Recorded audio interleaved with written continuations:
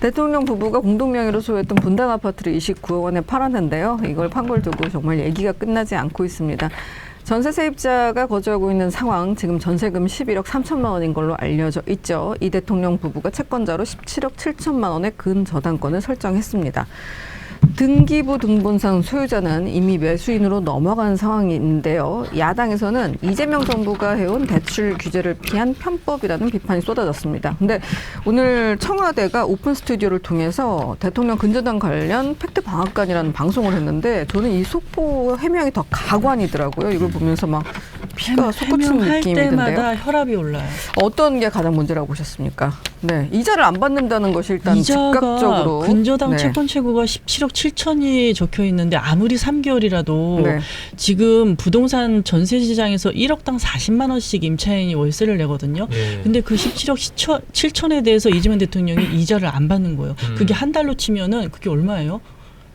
1억에 40만 원만 1억에 줘도? 40이죠. 음. 그럼 엄청난 얼마야? 금액이에요. 그 700? 그 이자를 네. 지금 면제를 해줬다는 거예요. 그럼 거기서 이제 증여세가 문제가 되니까 이재명 대통령이 오늘 또 거기에 대해서 해명을 했어요. 네. 증여세 규정대로 내겠다. 그럼 갑자기 그 매수인은 얼떨결에 이자 면제받고 증여세 내고 무슨 이런 부동산 거래가 다 있어요. 저 이런 부동산 거래는 듣도 보도 못했어요. 그럼 이렇게 되는 거죠. 나 대통령한테 증여받은 사람이야. 대통령이 그러니까 증여세까지 이게 가문의 영광인가요? 근데 그것도 아주 원리적으로 파고 들어가면 증여세는 본인이 내야 돼요.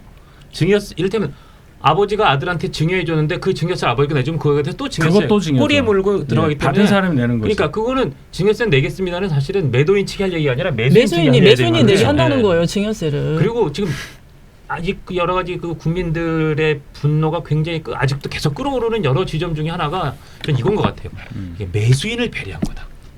매수인을 네. 배려했기 때문에 대통령은 손해를 봐가면서 매수인을 배려해서 했다라는 게 지금 이 청와대 측 해명의 핵심인데 이건 사실은 매수인보다도 매도인이 더 좋은 거일 수 있어요. 그러니까 우리나라 이 청와대가 말이죠. 거기 들어가면 뭐 그럴 수도 있어요. 저도 있어봤으니까 대통령을 향한 그 마음에 이 사리 판단이 안 될 경우가 있을 수가 있는데 지금 이걸 미담으로 만들려고 하는 거 아닙니까? 그러니까요. 대통령이 본인이 취할 수 있는 경제적 이득을 대거 포기하고 부동산 시장 안정화를 위해서 솔선수범하는데 매수인이 사정이 안 돼서 돈을 못 내니 내가 근저당권 설정하는 걸로 선의를 베풀어 거래를 하게 했다. 물딱지가 안 되게 시점까지 다 등기 시점까지 맞춰줘서 매수인을 배려했다는데 물딱지가 안 되게 한 게 사실은 파는 사람이 파는 값 제대로 받게 하는데 훨씬 더 중요한 요소죠.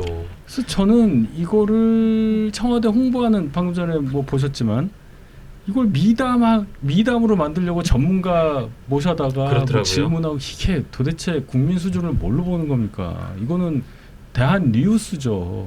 대한 뉴스. 그런 이거는- 수준이에요. 이 핵심을 모르는 겁니다. 국민들은 맞아요. 나도 저런 매도인을 만나고 싶어. 뭐 그거 아니에요? 그렇죠. 네. 네. 근데 없잖아 현실에 대통령 한 명이니까. 네. 이거는 안 파니만 못하지 않아요. 그렇죠. 이 부동산을 왜 판 거예요, 도대체? 이 난리가 나면서.